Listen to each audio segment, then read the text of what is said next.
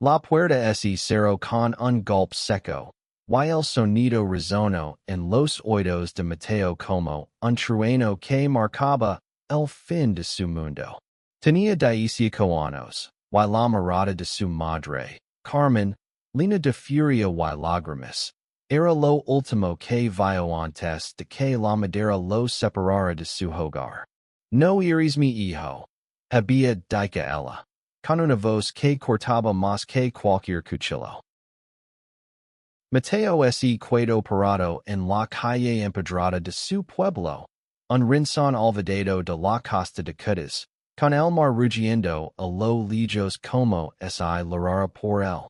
No había maleta, solo la ropa que lavaba puesta y un nudo en la garganta que no lo dejaba respirar. Había confesado su verdad, que era gay, con la esperanza de que su madre, la mujer que lo había criado sola tras la muerte de su padre, lo entendería. Pero en lugar de amor, encontró rechazo.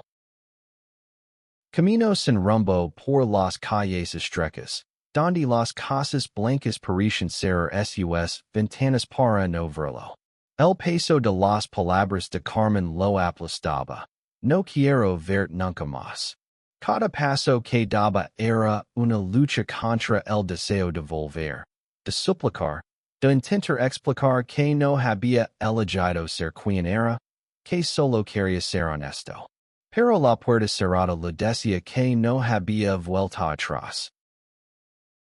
Mateo terminó en la playa, donde las olas lamían la arena con una calma que contrastaba con la tormenta en su pecho. Ali, sentado en la orilla, dejó que las lágrimas cayeran. No sabía dónde ir. Su padre había muerto cuando él tenía 10 años. Y Carmen era todo lo que tenía. Ahora, a sus 18 años, estaba solo en un mundo que no parecía quererlo. En los días siguientes, Mateo sobrevivió gracias a la bondad de un amigo, Luis, que lo dejó dormir en el sofá de su pequeño apartamento. Luis, un chico de su edad, de risa fácil y corazón generoso, no hizo preguntas. Simplemente le dio una manta y un plato de comida caliente. Pero Mateo sabía que no podía quedarse allí para siempre.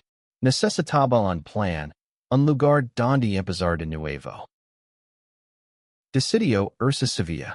Había oído que la ciudad era más abierta, un lugar donde quizás podría ser el mismo sin miedo. Con los pocos euros que tenía, compró un billete de autobús y se despidió de su pueblo sin mirar atrás. En el trayecto, mientras el paisaje andaluz pasaba borroso por la ventana, se prometió a sí mismo que nunca volvería a suplicar por amor. Si su madre no lo aceptaba, él construiría su propia familia, su propio hogar. En Sevilla, la vida no fue fácil. Encontró trabajo como camarero en un bar del centro, donde los turistas dejaban buenas propinas, pero el cansancio lo consumía.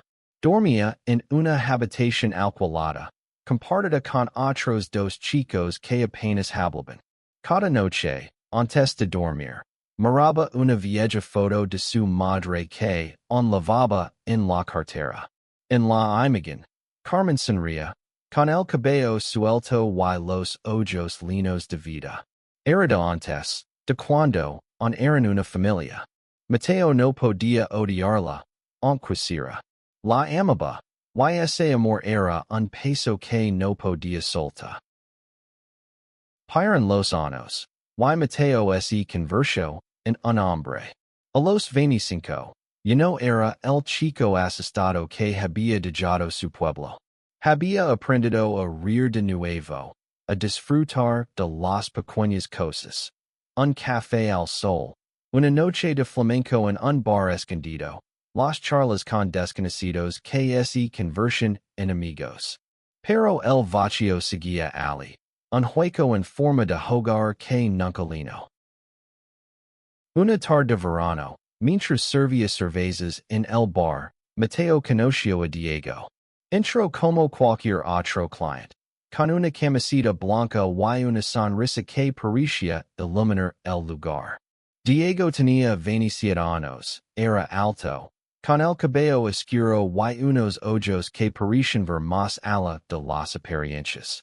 Era de Granada, pero vivía en Sevilla desde hacía un par de años, trabajando como diseñador gráfico freelance. La primera conversación fue breve, apenas un intercambio de bromas sobre el calor sevillano. Pero Diego volvió al día siguiente, y al siguiente. Pronto, las charlas se alargaron, y Mateo se encontró esperando su llegada cada tarde. Había algo en Diego que lo hacía sentir seguro, como si por primera vez en años no tuviera que esconderse.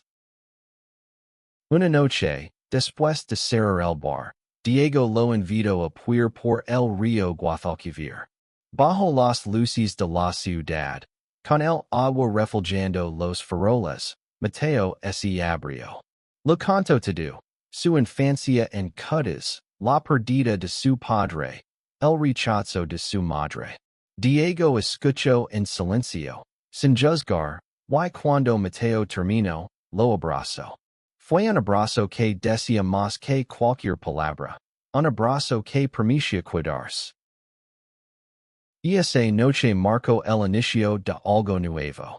Diego y Mateo comenzaron a salir, al principio con timidez, luego con la intensidad de quien saben que han encontrado algo raro y valioso. Diego era paciente, pero también apasionado. Y su risa llenaba los espacios vacíos en el corazón de Mateo. Juntos exploraron Sevilla, desde los callejones de Santa Cruz hasta los jardines del Alcázar, y cada momento compartido era como un ladrillo en la construcción de un nuevo hogar. Pero el pasado de Mateo seguía acercando. Una noche, mientras cenaban en el pequeño apartamento de Diego, Mateo recibió un mensaje de Luis, su amigo de Cutas.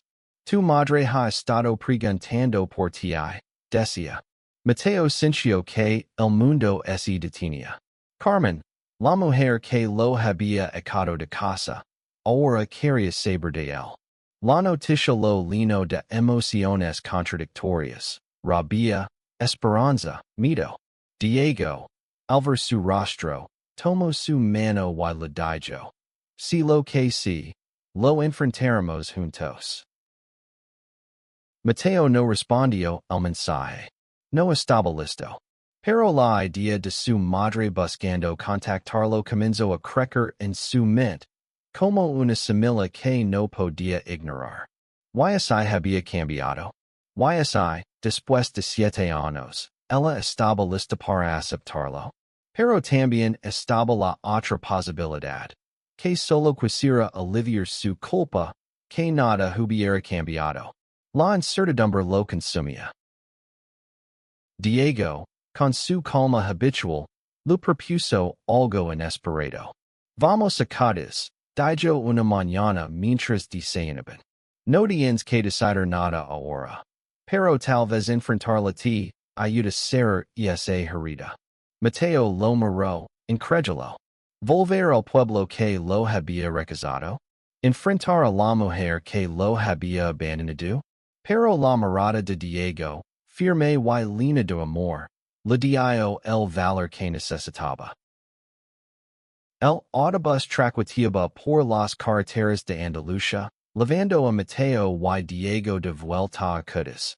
Mateo miraba por la ventana, sintiendo que cada kilómetro lo acercaba a un pasado que había jurado dejar atrás. Diego, a su lado, lo apretaba la mano de vez en cuando, un recordatorio silencioso de que no estaba solo. Cuando llegaron al pueblo, el air olía a sal y recuerdos. Las casas blancas seguían igual, como si el tiempo no hubiera pasado. Mateo caminó por las calles que una vez conoció como su hogar, sintiendo una mezcla de nostalgia y ansiedad. Diego, siempre observador. Noto su tensión y lo sugirió parar en una cafetería antes de ir a la casa de Carmen. Sentados frente a un café, Diego le preguntó, ¿Qué esperas de esto? Mateo no tenía una respuesta clara. Quería respuestas, tal vez una disculpa, pero sobre todo quería entender por qué su madre lo había rechazado. Quería saber si aún había un lugar para él en su vida. La casa de Carmen estaba al final de una calle estrecha, con la pintura descascarada y las macetas de geranios en la entrada. Mateo se quedó parado frente a la puerta, con el corazón latiendo tan fuerte que temía que Diego lo oyera. Estoy aquí, dijo Diego, y esas dos palabras fueron suficientes para que Mateo llamara a la puerta. Cuando Carmen abrió, el tiempo pareció detenerse. Estaba mayor, con el cabello gris y arrugas que no recordaba.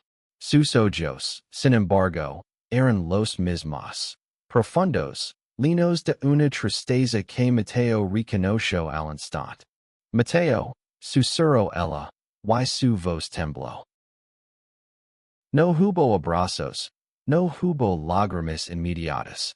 Solo un silencio pesado, cargado de años de dolor. Carmen los invitó a pasar, y Mateo presentó a Diego, quien saludó con una cortesía tensa pero sincera. La casa olía a limón y a recuerdos, y cada rincón parecía susurrar historias de la infancia de Mateo. Carmen se sentó frente a ellos, con las manos apretadas, en el regazo. No sabía si vendrías, dijo finalmente. Luis me dijo que estabas en Sevilla, que estabas bien. Mateo sintió una punzada de rabia. ¿Bien? ¿Cómo podía estar bien después de lo que ella le había hecho? Pero antes de que pudiera hablar, Diego intervino, con una voz calmada pero firme. Mateo ha construido una vida, pero no ha sido fácil. Creo que Maurice saber por qué lo echas de casa. El aire en la sala se volvió denso, como si las palabras de Diego hubieran abierto una herida que nadie quería tocar. Carmen bajó la mirada, sus manos temblando ligeramente. No fue por ti, Mateo, dijo al fin, con una voz tan baja que apenas se escuchaba. Fue por mí. Mateo frunció el seno, confundido. Carmen respiró hondo, y comenzó a hablar. Canto como, tras la muerte de su esposo, se había aferrado a las tradiciones, a la iglesia, a las expectativas del pueblo. Cuando Mateo le confesó que era gay, ella no supo cómo manejarlo. El miedo al que dirán, la presión de una comunidad conservadora y su propia confusión la llevaron a tomar la decisión más dolorosa de su vida. Pensé que te estaba protegiendo, admitió, con lágrimas en los ojos. Cree que si te ibas, podrías empezar de nuevo, lejos de los juicios de este lugar. Pero me equivoco. Mateo sintió que algo dentro de él se rompía. Durante años había cargado con la idea de que su madre lo odiaba, que no lo quería por ser quien era. Pero ahora, escuchándola, entendía que su rechazo no era solo por él, sino por un mundo que no le había dado a Carmen las herramientas para entenderlo. No era una excusa, pero era una explicación. Diego, que había estado en silencio, tomó la palabra. Señora Carmen, entiendo que fue difícil para usted, pero Mateo ha sufrido mucho. Maurice más que una explicación. Maurice saber si puede volver a confiar en usted. Sus palabras eran directas, pero no crueles. Y Mateo sintió un nudo en la garganta al darse cuenta de cuánto lo protegía Diego. Carmen asintió, con el rostro lleno de arrepentimiento. Quiero intentarlo, dijo. No sé si puedo reparar lo que hice, pero quiero ser parte de tu vida, Mateo. Si me dejas. Por primera vez en años, Mateo vio en los ojos de su madre algo que había creído perdido, amor. Esa noche, Mateo y Diego se quedaron en el pueblo. Carmen insistió en prepararles una cena sencilla, y aunque la conversación fue torpe, hubo momentos de calidez. Mateo contó historias de Sevilla, de su trabajo, de las pequeñas victorias que había logrado. Diego, con su humor ligero, hizo reír a Carmen un par de veces, y por un instante, Mateo sintió que estaba en casa. Pero la reconciliación no era tan simple. Había demasiado dolor acumulado, demasiadas preguntas sin respuesta. Cuando Diego y Mateo se despidieron, Carmen los abrazó a ambos, un gesto que sorprendió a Mateo por su sinceridad. Volve pronto, dijo ella, y Mateo asintió, aunque no estaba seguro de si estaba listo. De vuelta en Sevilla, Mateo no podía dejar de pensar en su madre. La visita había removido emociones que creía enterradas. Diego, siempre atento, notó su inquietud y lo animó a hablar. No tienes que decidir nada ahora, le dijo una noche, mientras pasaban por el parque María Luisa. Pero creo que ella está intentando cambiar. Tal vez merece una oportunidad. Mateo no estaba tan seguro. Había construido una vida sin Carmen, y aunque la amaba, temía abrirse de nuevo al dolor. Pero Diego, con su optimismo y su fe en las segundas oportunidades, lo convenció de mantener el contacto.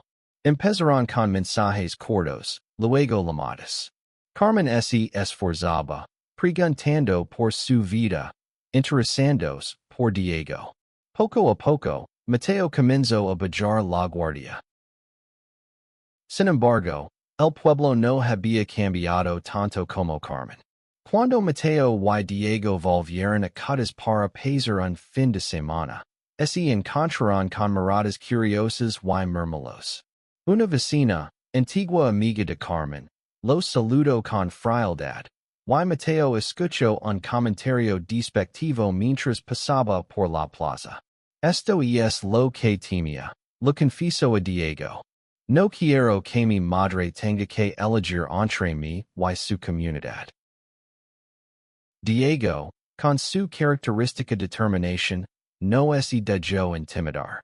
No es elocuente en que elegir. Eres su hijo, y si este pueblo no lo entiende, es su problema, no el tuyo.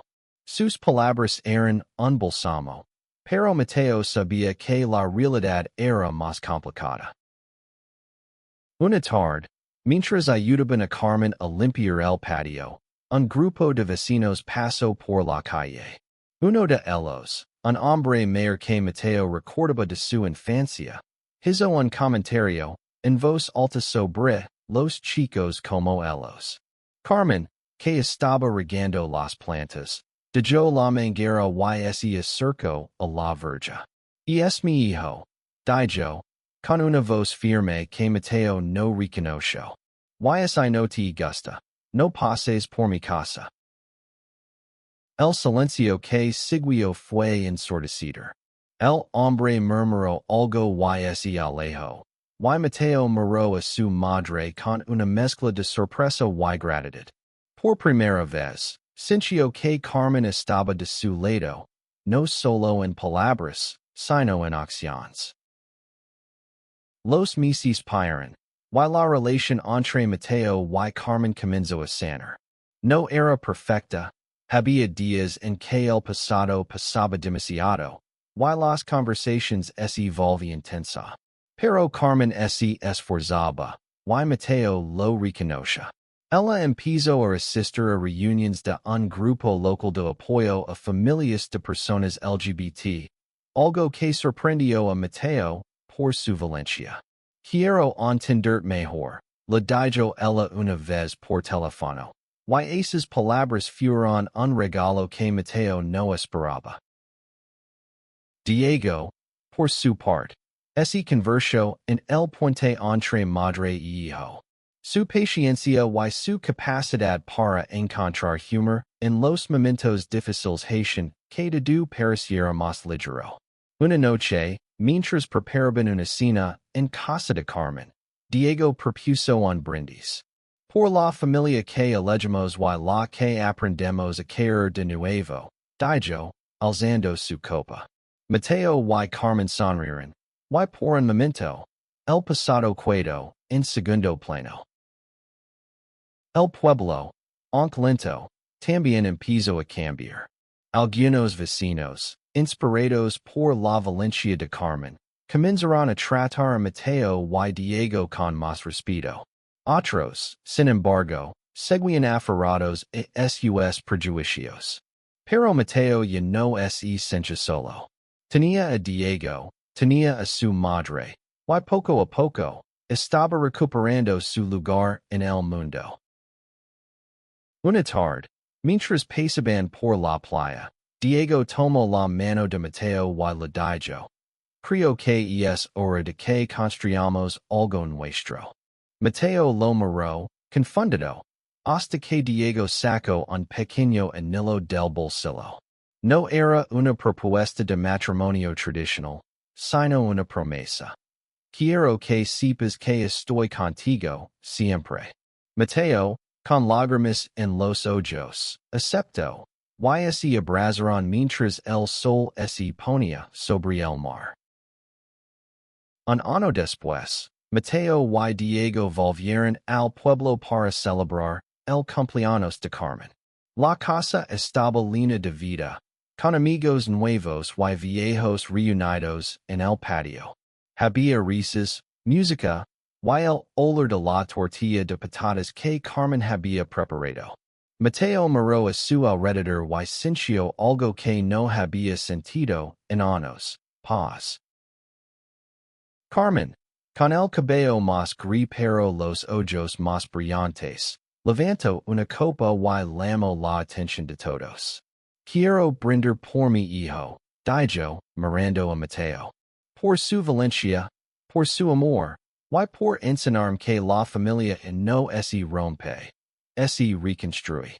Las palabras resonaron en el corazón de Mateo, y cuando Diego le apretó la mano, supo que había encontrado su hogar, no en un lugar, sino en las personas que lo rodeaban.